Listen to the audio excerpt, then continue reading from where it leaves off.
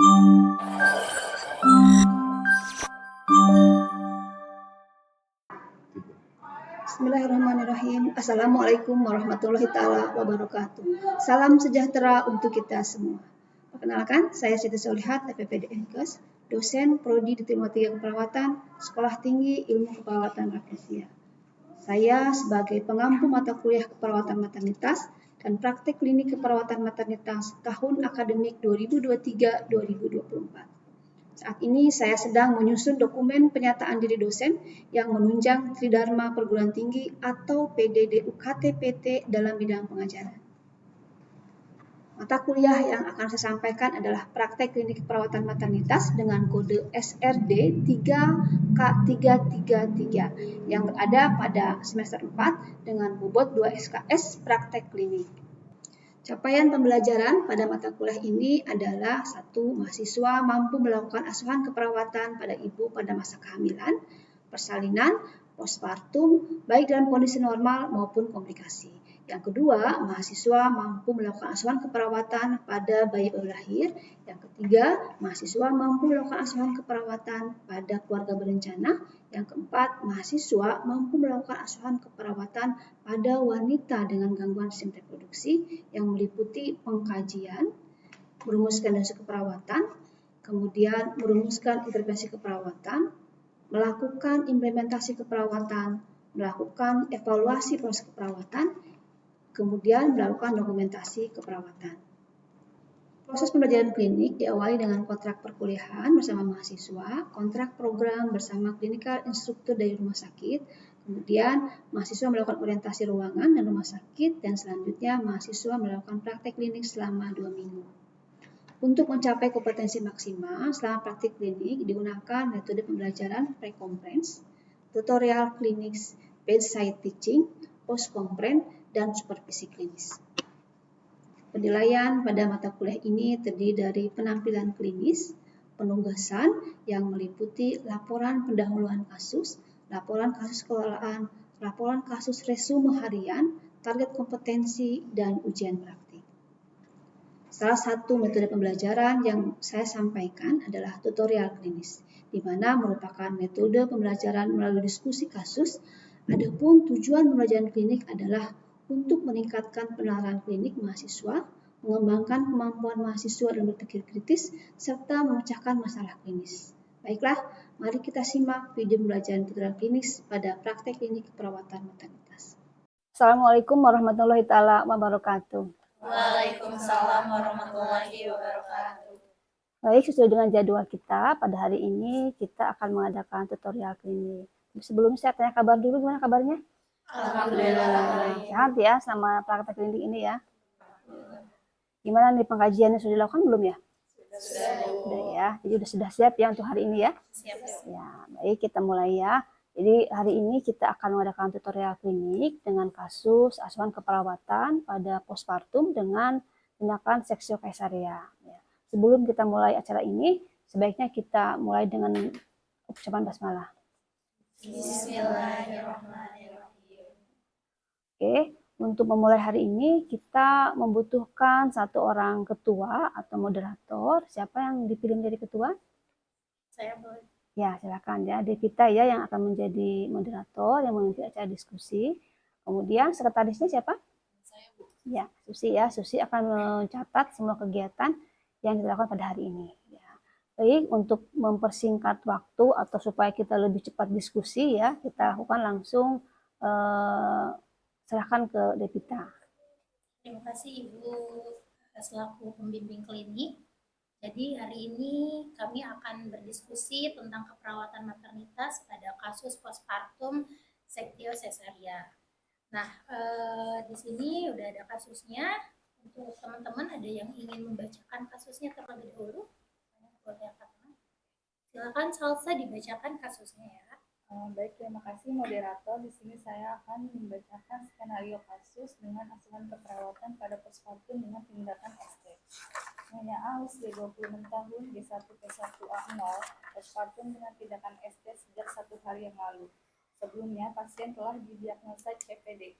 Pada saat datang ke Poliklinik Kebidanan pada tanggal 9 Juli 2024, untuk melakukan pemeriksaan ANC.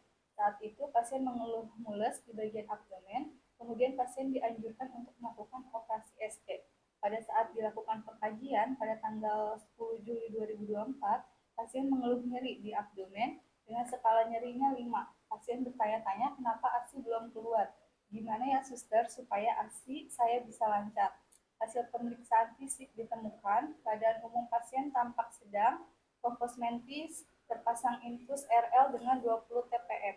Tanda-tanda vital, tekanan darahnya itu 120/70, nadinya 92 kali per menit, pernafasannya 20 kali per menit. Suhunya 37,4 derajat Celcius. Wajah tampak melingis saat bergerak, berkeringat, konjungtiva anemis, payudara simetris, pusing tampak datar. Untuk ASI belum keluar, TFU sepusar kontraksi kuat, terdapat luka post ST di abdomen bagian bawah sekitar 10 cm. Tidak terdapat rembesan darah dalam balutan, terdapat locia rubra kurang lebih 100 cc dalam pembalut. Ekstremitas dapat digerakkan dan tidak terdapat odem. Pasien sudah beraktivitas secara bertahap saat menyusui, bayi sulit melekat ke payudara ibunya, bayi terlihat menangis. Oke. Terima kasih Salsa telah membacakan kasusnya. Untuk teman-teman sudah dipahami ya kasusnya. Lanjut kita ke tahap 1. Di sini kita akan ada problem, di mana mengidentifikasi masalah, ada data pasien dan mencari data objektif dan subjektif. Untuk problem, ada yang ingin menjelaskan? Saya akan Salsa. Ya, di sini saya akan mengidentifikasi masalah. Di sini terdapat data subjektif, yaitu pasien mengatakan nyeri di abdomen dengan skala nyeri 5. Kemudian pasien mengatakan ASI-nya belum keluar. Nah, untuk data objektifnya, hasil pemeriksaan fisik ditemukan keadaan umum pasien ini tampak sedang, kompos mentis, terpasang infus RL dengan 20 TPM. Kemudian tanda-tanda vitalnya itu tekanan darah 120/70, nadinya 92 kali per menit, pernapasannya 20 kali per menit, suhunya 37,4 Celcius, wajah tampak meringis saat bergerak, berkeringat, konjungtiva anemis, payudara simetris, puting tampak datar, ASI belum keluar, TFU sepusat, kontraksi kuat, terdapat luka post SC di abdomen bagian bawah sekitar 10 cm, tidak terdapat rembesan darah dalam balutan, terdapat locia rubra kurang lebih 100 cc dalam pembalut, kemudian ekstremitas dapat digerakkan dan tidak terdapat odem. Kemudian pasien sudah beraktivitas secara bertahap dan saat menyusui bayi sulit melekat ke payudara ibunya dan bayi terlihat menangis. Sudah Elsa? Sudah selesai? Baik, terima kasih ya telah dijelaskan tentang problem atau masalah pada pasien. Selanjutnya Sartari sudah dicatat? Sudah. Oke. Lanjut kita ke tahap 2 ya. Di sini ada hipotesis, yaitu menyusun masalah keperawatan. Nah, untuk teman-teman ada yang ingin memaparkan apa aja sih ini masalah keperawatan pada kasus kali ini? Oke, boleh Nisa, silahkan. Baik, terima kasih. Jadi sesuai data yang kita dapat sesuai dengan kajian, di sini terdapat 2 masalah atau 2 diagnosa perawatan. Yang pertama kita ambil nyeri akut berhubungan dengan agen pencedera fisik. Ini ditandai dengan nyeri di abdomen dengan skala nyeri 5. Untuk yang kedua ada menyusui tidak efektif berhubungan dengan ketidakadekuatan suplai ASI, ditandai dengannya puting tampak datar, ASI belum keluar, saat menyusui bayi sulit melekat payudara ibu dan juga bayi terlihat menangis. Ada 2 masalah. Oke, sudah selesai ya. Teman-teman udah dipahami ya. Di sini ada 2 diagnosa, nyeri akut dan menyusui tidak efektif. Terima kasih Nisa atas penjelasannya. Lanjut kita ke tahap 4, yaitu menjelaskan pathway tentang nyeri akut dan menyusui tidak efektif. Ada yang ingin memaparkan, boleh angkat tangannya. Saya. Oke, silakan Fitri. kepada moderator. Di sini saya akan menjelaskan pathway dari diagnosa nyeri akut. Yang pertama itu adanya inisiasi jaringan, kemudian terputusnya kontinuitas jaringan, lalu pengeluaran mediator nyeri, kemudian merangsang neuroreseptor, lalu muncul gangguan rasa nyaman, terus muncul diagnosa. Nah, di sini saya akan menjelaskan pathway tentang menyusui tidak efektif. Pertama itu karakteristik bayi, lalu yang kedua bayi kurang dalam menghisap, dan di sini juga dapat muncul diagnosa yaitu ketidakefektifan pola makan bayi. Lalu selanjutnya rangsangan menurun, lalu saraf yang mengirim rangsangan kepada puting, lalu hormon prolaktin kurang terbentuk. Di sini juga bisa muncul diagnosa ketidakakupan ASI, ketidakcukupan ASI, lalu suplai ASI tidak cukup, lalu penggunaan DOT atau susu formula, kurang konsumsi ASI, lalu muncul diagnosa ketidakefektifan pemberian ASI. Sudah selesai Fitri? Sudah. Baik teman-teman, udah paham ya tadi ada pathway-nya, udah dijelasin juga sama Fitri, pathway tentang nyeri akut dan menyusui tidak efektif pada nyonya A. Lanjut di sini ada tahap keempat yaitu more info, di mana nanti kita akan mengidentifikasi data tambahan lain yang mendukung masalah keperawatan. Nah, pada kasus ini tuh ada nggak sih data tambahan yang perlu kita cari? Oke, ada siapa namanya? Widi, silakan Widi dipaparkan. Baik, yang pertama untuk diagnosa nyeri akut ya. Tadi itu di kasus kayak kurang lengkap gitu untuk pengkajian PQRST-nya. Okay. Jadi kurang di kualitas nyerinya atau rasa nyerinya tuh seperti apa gitu ya. Terus sama kurang waktunya. Jadi waktu nyerinya berlangsung ini durasinya tuh berapa lama gitu? Atau mungkin setiap waktu atau mungkin cuma berapa menit aja. Terus untuk diagnosa menyusui tidak efektif itu kurang data BAK bayinya. BAK bayinya ini kurang dari 8 kali per 24 jam atau lebih. Ya, bagaimana teman-teman? Sudah paham? Nanti berarti kita tinggal cari tambahan datanya itu ya yang disebutkan oleh Widi tadi. Terima kasih ya Widi ya sudah menambahkan. Lanjut, kita mulai ke tahap 5 ya, di mana ini ada don't know. Memberikan kesempatan peserta untuk bertanya. Nah, ini sesi tanya jawab nih. Kira-kira teman-teman ada yang mau bertanya nggak sih terkait kasus pada Nyonya A ini? Boleh? Ada yang mau bertanya? Silahkan angkat tangannya. Oke, siapa namanya? Salsa. Salsa, silakan. Suaranya agak kenceng ya Salsa. Saya ingin bertanya, edukasi apa saja yang dapat diberikan kepada pasien postpartum, khususnya pasien yang baru pertama kali melahirkan? Sekretaris sudah ditulis, ya. Salsa nanti pertanyaannya kita tampung dulu ya. Jawabannya di akhir. Lanjut, terima kasih Salsa pertanyaannya. Untuk penanya kedua boleh, ada yang mau bertanya nggak sih ini tentang saya? Silakan bertanya moderator. Ya boleh. Jadi intervensi komplementer apa yang bisa diberikan kepada pasien untuk meningkatkan produksi ASI? Oke, terima kasih ya Susi ya atas pertanyaannya. Tadi pertanyaan itu tentang komplementer ya. Nanti pertanyaannya disimpan dulu ya Susi. Lanjut untuk penanya ketiga yang mau bertanya silahkan angkat tangannya. Saya. Namanya siapa? Fitri. Silakan Fitri. Baik, terima kasih kepada moderator. Di sini saya izin bertanya. Pada kasus tersebut disebutkan bahwa puting Nyonya A itu tampak datar. Nah, intervensi apa yang dapat kita lakukan sebagai tenaga kesehatan untuk mengedukasi si Nyonya A tersebut? Sudah? Pertanyaannya sudah ya. Jadi tadi Fitri nanya ya tentang puting datar pada Nyonya A. Pertanyaannya kita keep dulu ya Fitri ya. Untuk pertanyaan keempat saya ada sedikit apa ya, mau ngeluarin pertanyaan nih. Ada yang sedikit kurang saya mengerti. Nah, konjungtiva anemis ini menjadi salah satu penyebab menyusui tidak efektif gak sih?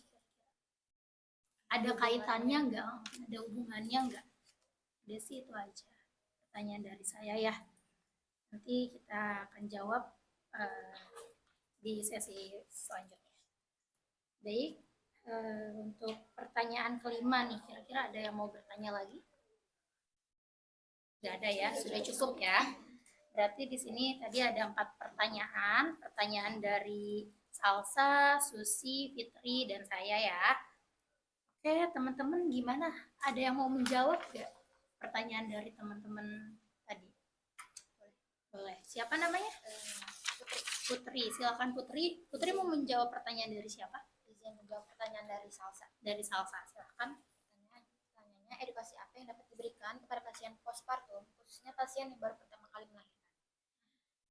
Setelah itu kita cek pengetahuan ibu tentang perawatan bayi di rumah. Lalu tentang perawatan luka SC karena ibunya ini baru pertama kali SC. Lalu penambahan nutrisi. Karena HB-nya kurang, jadi perlu menambahkan nutrisi untuk meningkatkan hemoglobin. Bagaimana Salsa? Ada yang ingin ditambahkan atau ada yang ingin disanggah? Sudah cukup? Nah ya, nggak ada yang perlu diklarifikasi ya Salsa? Nggak ada. Oke. Terima kasih Putri atas jawabannya. Terima kasih juga Salsa sudah bertanya. Lanjut ke jawaban kedua dari Susi. Ada yang ingin menjawab? Silakan, namanya siapa? Elsa. Elsa. Ya baik, saya akan menjawab pertanyaan dari Susi. Tadi pertanyaannya intervensi komplementer apa yang bisa diberikan kepada pasien untuk meningkatkan produksi ASI. Jadi komplementer untuk meningkatkan produksi ASI itu yang pertama ada daun katuk. Ini menurut jurnal Lestari 2022. Ya. Jadi daun katuk itu mengandung papaverin dan steroid yang dapat merangsang hormon prolaktin. Nah ini 2 kali sehari selama 14 hari. Kemudian ada juga akupresur di titik CV17. Ini juga sama, tujuannya untuk merangsang hormon prolaktin. Menurut Nora dan Nisa 2024, ini dilakukan selama 10-15 menit dan selama 3 hari. Oh, di sini. Di situ. Payudara.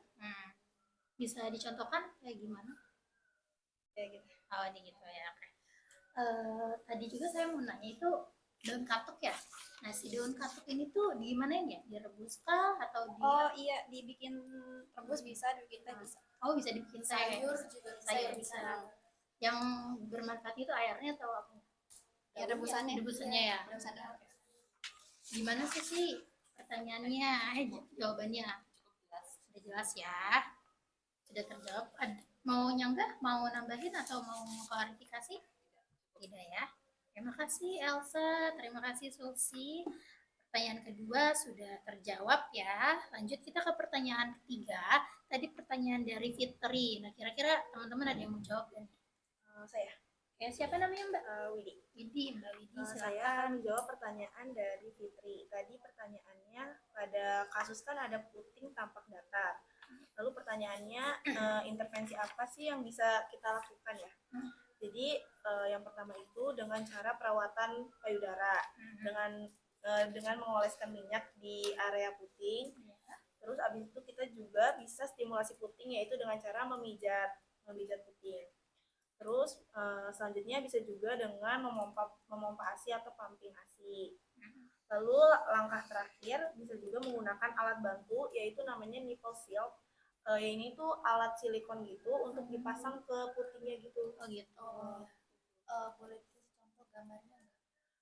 Bisa Bisa mungkin silakan sekretaris ditampilkan gambar nipple shield itu kayak gimana sih?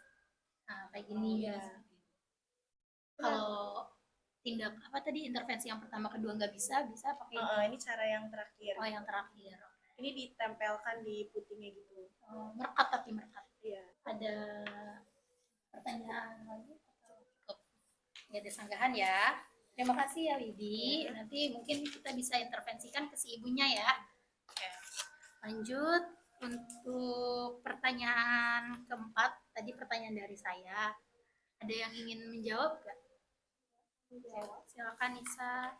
Saya akan menjawab pertanyaan dari Devita. Tadi di pengkajian itu terdapat konjungtiva anemis. Lalu apakah ada hubungannya konjungtiva anemis dengan masalah keperawatan? Menyusui tidak efektif. Ya, masalah keperawatan menyusui tidak efektif. Mungkin di pengkajian nanti kita tolong more info untuk ditambahkan hasil pemeriksaan HB-nya karena belum ada pemeriksaan HB-nya. Oh iya. Jadi untuk konjungtiva anemis ini menunjukkan kurangan sel darah atau zat besi pada ibu. Jadi anemia ini menyebabkan kelelahan pada ibu sehingga menyusui ini bisa jadi sulit dan juga menghambat produksi ASI. Berarti berpengaruh ya. Berpengaruh. Baik, nanti untuk more info tolong dicek HB-nya ya. Soalnya ibunya belum dicek HB tuh. Oke, terima kasih ya Nisa ya atas jawabannya. Sudah cukup. Oke, lanjut ya di sini. Kita ke sesi terakhir atau tahap ke-6. Ada learning issue, di mana pertemuan yang akan datang kita akan membahas hasil intervensi yang sudah diidentifikasi, yang sudah dilakukan. Nah, tadi mungkin kayak skala nyeri, pemeriksaan HB, dan penggunaan nipple silk ya. Itu nanti kita akan bahas di pertemuan selanjutnya. Baik, cukup ya teman-teman ya. Nanti kita akan bagi-bagi tugas ya setelah ini. Terima kasih. Saya kembalikan kepada pembimbing klinik Ibu Siti Solihat. Ya. Baik, terima kasih Devita dan kawan-kawan. Luar biasa hari ini ya kita sudah bisa mengidentifikasi kasus ya, kemudian juga sudah menetapkan kondisi keperawatan dan juga mengidentifikasi hal-hal yang memang perlu kita bahas selanjutnya ya. Mungkin sedikit saya tambahkan ya terkait tadi yang sudah dibahas ya. Nah, di sini di pathway ya, di pathway itu khususnya untuk dosa kedua, apa tuh dosa kedua tadi? Menyusui tidak efektif ya, betul ya. Nah, di sana perlu kita identifikasi dulu apakah sebetulnya penyebabnya apa gitu ya. Karena kan tadi kan banyak penyebabnya kan kalau dilihat dari pathway-nya ya. Tapi kita lihat kasus ini kan penyebabnya adalah tadi putingnya yang datar. Nah, apakah sama nggak pathway-nya antara puting yang datar dengan tadi yang disebutkan tadi gitu ya.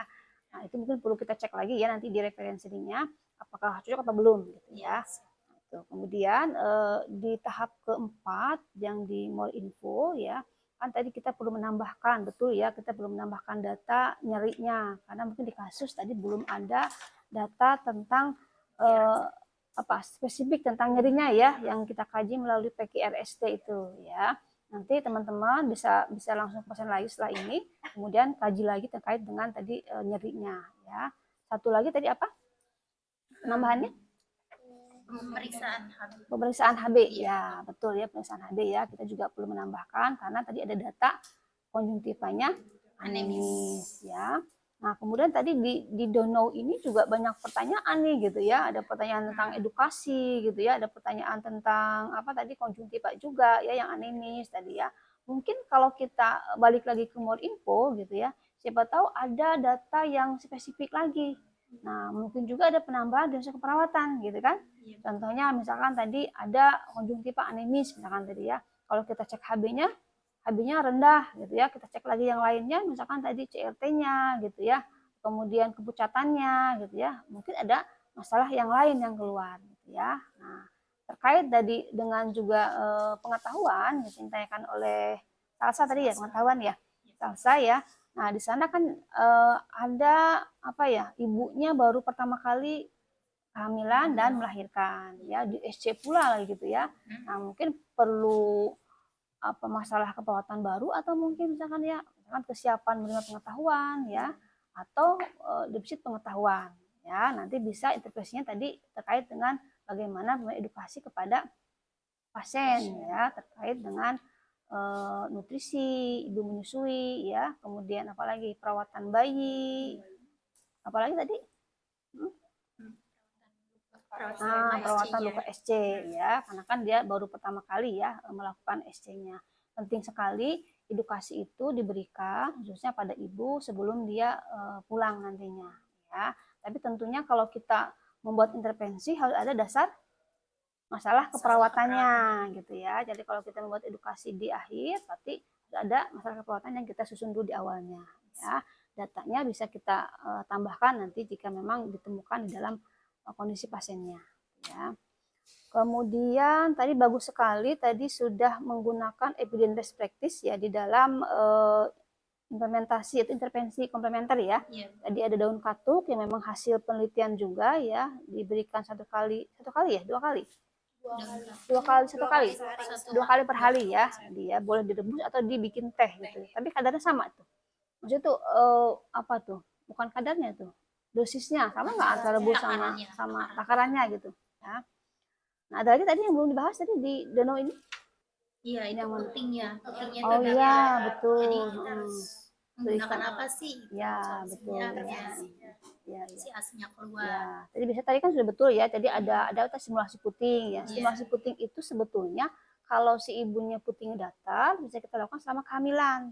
Tapi di semester ketiga lah ya, menjelang persalinan lah. Jangan sampai di awal-awal ataupun di pertengahan ya.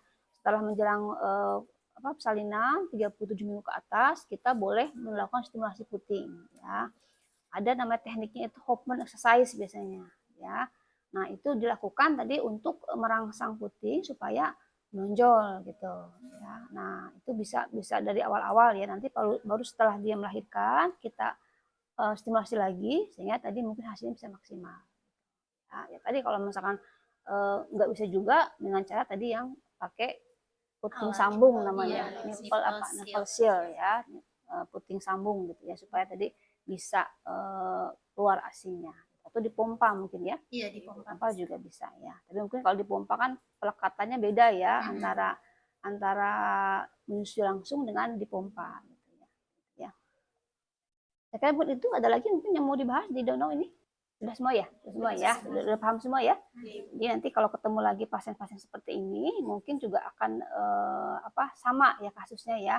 Tapi mungkin juga tidak gitu ya. Karena kan setiap pasien berbeda-beda ya, keunikannya maupun data-data yang muncul juga akan berbeda ya.